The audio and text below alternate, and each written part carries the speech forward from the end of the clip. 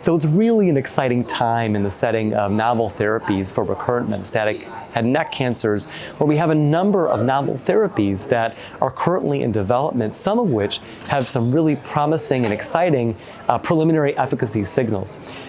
We are seeing a number of bispecific antibodies, as well as multi-targeted fusion proteins that have the advantage of potentially not only targeting multiple pathways simultaneously, but also co-localizing those effects between multiple cell types within the tumor microenvironment. For example, an immune cell with a tumor cell. Some of these particular assets include Petosemtamab, which is a bispecific antibody targeting EGFR, as well as LGR5, a stem cell marker, which as monotherapy has preliminary single agent activity and in patients that are platinum and immunotherapy refractory. And this meeting will also be seeing frontline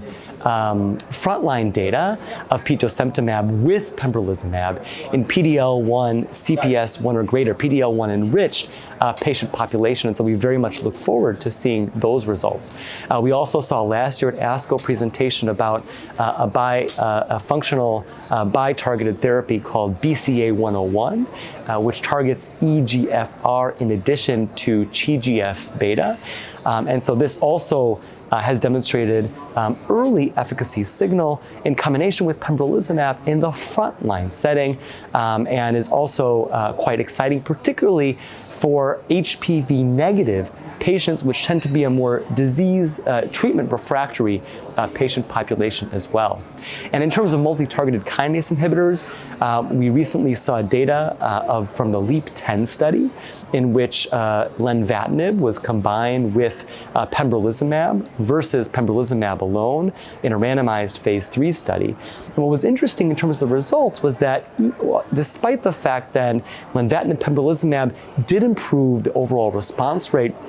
as well as improve the progression-free survival, the overall survival was not improved, suggesting that there may be an important contribution to toxicity, and we have to see what the subsequent line therapies for that trial was to better understand why len-pem improved response rate, progression-free survival, without improving overall survival, and was therefore, unfortunately, a negative study and not a practice-changing study. But we also saw other IO-TKI combinations in recurrent metastatic head and neck that looked quite promising. We saw single-agent data, single-arm data that I'd like to highlight with cabozantinib and Pembrolizumab that was published by Nabil Saba with an update that we heard a few months ago in the Arizona meeting, and this is quite promising data that is being expanded into a randomized phase 3 study of Pembrolizumab with Zanzalintinib, a sort of next generation cabozantinib versus Pembrolizumab alone. And so that's another trial that's currently enrolling. So I do think that there's still a lot of enthusiasm towards how we can combine multi-targeted kinase inhibitors with immunotherapy